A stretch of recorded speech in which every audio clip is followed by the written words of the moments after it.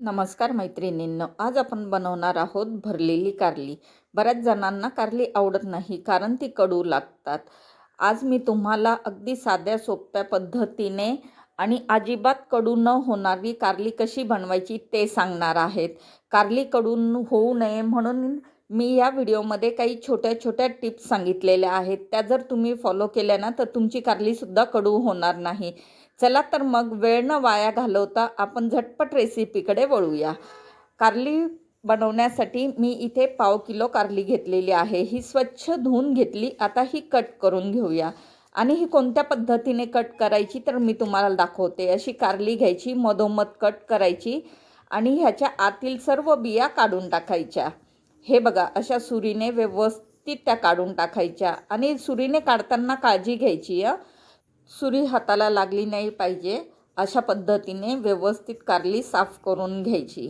हे बघा, अशा पद्धतीने. आणि बिया काढल्यामुळे ना त्यातला कडूपणा बराचसा कमी होतो. ही आपली पहिली टिप समजून घ्या की कारल्यांचा कडूपणा कमी करण्यासाठी. आणि कारली निवडताना कोवळी घ्यायची नाही. कोवळी कारली कडू असतात. ही आपली दुसरी टिप. थोडीशी परिपक्व झालेली कारली घ्यायची. आता दुसरंही कारलं मी साफ करून दाखवते. हे बघा, अशा पद्धतीने व्यवस्थित कारली साफ करून घ्यायची. तुम्हाला व्हिडिओमध्ये दिसतच असेल. अशाच पद्धतीने आपण सर्व कारली आता साफ करून घेतलेली आहे. हे बघा, आता कारल्यांचा कडूपणा अजून कमी होण्यासाठी किंवा एखादी भरलेली भाजी आपण ज्यावेळेस बनवतो ना तर त्यावेळेस बऱ्याच जणांचं असं म्हणणं असतं की मसाल्याला चव असते पण वरच्या भाजीला चव राहत नाही. तर मग त्यासाठी त्यामध्ये अशा पद्धतीने मीठ लावायचं. आणि इथे कारल्यांना मीठ लावलं ना तर कारल्यांचा कडूपणा अजूनच कमी होतं आणि वरच्या सालीला चव येते. तर मी मीठ आणि हळद लावून घेते. मीठ आणि हळद लावून आपण अर्धा तास ही कारली अशीच ठेवून देऊया. त्याच्याने कारल्यांचा कडूपणा बऱ्यापैकी कमी होईल. आता मी सर्व कारल्यांना मीठ आणि हळद लावली आणि अर्धा तासासाठी आपण आता ही साईडला ठेवून देऊया. अर्ध्या तासानंतर मी एका पातेल्यात पाणी तापायला ठेवलं आणि त्यावरती चाळणी ठेवली आणि त्यावरती आता ही कारली आपण अशी ठेवून घेऊया आणि शिजवून घेऊया. 10 ते 15 मिनटं आपण कारली शिजवून घेऊया. कारण कारली शिजायला बराच वेळ लागतो ना.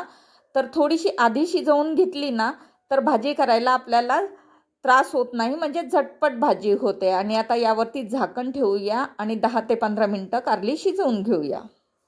कारली शिजत ठेवून 10 ते 15 मिनिट झालेले आहेत. आपण आता झाकण उघडून बघूया आणि छानपैकी कारली शिजलेली आहेत. आणि तुम्हाला अजूनही कडूपणा कमी करायचा असेल ना तर ही वरची सालं काढून टाकली ना तरी चालेल. पण कारलं खायचं म्हटलं ना तर त्याला थोडीफार कारल्याची टेस्टच आली पाहिजे, म्हणून मी वरची सालं नाही काढली. आणि ती शिजली की नाही हे सुरीने चेक करायचं, हात लावायचा नाही, नाही तर चटका बसेल. आता जोवर कारली थंड होत आहे तोवर भरलेल्या कारल्यांसाठी आपण मसाला बनवून घेऊ. तर गॅसवरती मी एक पॅन गरम करायला ठेवला आणि त्यात 1 चमचा तेल टाकून घेतलं. त्यानंतर 1 चमचा जिरे, 2 चमचे धणे, अर्धी वाटी शेंगदाणे, अर्धी वाटी खोबरं किसलेलं, अर्धी वाटी तीळ आणि 5-6 लसणाच्या पाकळ्या टाकून घेतल्या. त्याचबरोबर थोडासा कढीपत्ता टाकून घेतला. आणि आता हे सर्व मसाले 1 ते 2 मिनटं छानपैकी परतून घेऊया. म्हणजे शेंगदाण्यांना कडक कुरकुरीतपणा आला पाहिजे आणि खोबरं, तीळ वगैरे व्यवस्थित भाजलं पाहिजे. इथपर्यंत आपल्याला 2 ते 3 मिनटं हे मसाले भाजून घ्यायचे.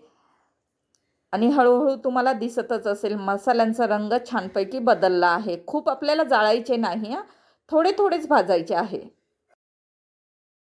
आपले मसाले छानपैकी भाजून झाले. आता गॅस बंद करूया आणि संपूर्ण मसाला थंड करून घेऊ. त्यानंतर मसाला थंड झाला की एका मिक्सरच्या भांड्यात काढून घेऊ आणि त्यात अजूनही आपल्याला काही मसाले टाकायचे आहेत. कारलं खाणं शरीरासाठी खूप चांगलं असतं, कारण कारलं हे शरीरासाठी खूप पौष्टिक असतं. तुम्ही अशा पद्धतीने नक्की करून बघा. लहान मुलंसुद्धा आवडीने खातील. आता मसाला थंड झालेला आहे. मिक्सरच्या भांड्यात हा मसाला काढून घेऊया. त्यानंतर कारल्याचा कडूपणा कमी करण्यासाठी मी इथे थोडासा गूळ टाकला. त्याचबरोबर 2 चमचे लाल मिरची पावडर टाकली. मीठ आणि मिरची तुमच्या आवडीनुसार तुम्ही कमी जास्त करू शकता. 1 चमचा गोडा मसाला टाकून घेतला आणि आता अर्धा चमचा हळद टाकून घेतली. त्याचबरोबर थोडीशी कोथिंबीर टाकून घेतली आणि कारल्यांचा कडूपणा अजूनही कमी व्हावा म्हणून त्यासाठी थोडासा लिंबू पिळून घेतला. लिंबूने कारली तर कडू होतच नाही, पण त्याचबरोबर भाजीसुद्धा चटपटीत लागते. आणि आता ह्याचं एक जाडसर वाटण तयार करून घेऊ. आणि हे बघा आपलं वाटण झालेलं आहे आणि मी इतपत जाड ठेवलेलं आहे. आता हा मसाला माझा 2 भाज्यांसाठी आहे. यात 2 भाज्या होतील. या मसाल्यात तुम्ही भरलेली वांगी किंवा भरलेली मिरची, कुठली शिमला मिरची वगैरे करू शकता. तर आता मी चवीनुसार मीठ टाकून घेतलं आणि आता हा मसाला आपण कारल्यांमध्ये भरून घेऊया. ह्या मसाला जर तुम्हाला वापरायचा असेल ना, तर तुम्ही 8 दिवस बनवून फ्रीजमध्ये ठेवला ना, तरी खूप छान तो तसा ना तसाच राहील. आपण संपूर्ण कारली भरून घेतली आता आणि हा इतका मसाला माझा उरलेला आहे. आता यात माझी दुसरी भाजी होईल. घाई गर्दीच्या वेळेत किंवा झटपट कामं उरकण्यासाठी असा मसाला नक्कीच तुम्ही घरात बनवून ठेवा. तुमच्या भाज्या झटपट होतील आणि वेळेतही बचत होईल. गॅसवरती नंतर मी एक पॅन ठेवला आणि त्यात पुन्हा 2 चमचे तेल टाकून घेतलं आणि त्यात आता ही संपूर्ण भरलेली कारली आपण टाकून घेऊया आणि मस्त तेलामध्ये फ्राय करून घेऊ. आता तुम्ही बघितलं असेल की ही संपूर्ण भाजी 3 छोट्या चमच्यांमध्ये म्हणजे 3 टेबलस्पूनमध्येच होते. खूप कमी तेलात आणि खूप हेल्दी अशी आपली कारल्याची भाजी तयार होते. 2-2 मिनटं सर्व बाजूने आलटीपलटी करून छान कारली फ्राय करून घ्यायची. झटपट आपला मसाला कारली तयार होईल. ही तुम्ही भाकरीबरोबर, चपातीबरोबर खाऊ शकता किंवा वरण भात आणि खिचडीबरोबर खाण्यासाठी तर खूप बेस्ट अशी रेसिपी आहे. आणि आज ह्याबरोबर खाण्यासाठी मी वरण भात बनवलेला आहे. आता ताटात उरलेला संपूर्ण मसाला मी टाकून घेतला आणि यानंतर फक्त 1च मिनिट कारलं परतवून घ्यायचं. आपलं भरलेलं कारलं तयार झालेलं आहे. गॅस बंद करते. आपली भाजी रेडी झालेली आहे.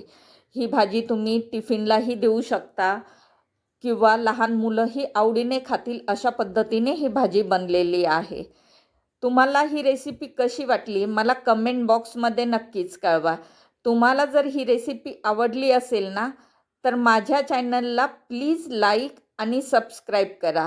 आता पुन्हा भेटूया अशाच एखाद्या नवीन रेसिपीबरोबर, अशाच एखाद्या नवीन व्हिडिओमध्ये. तोवर बाय बाय.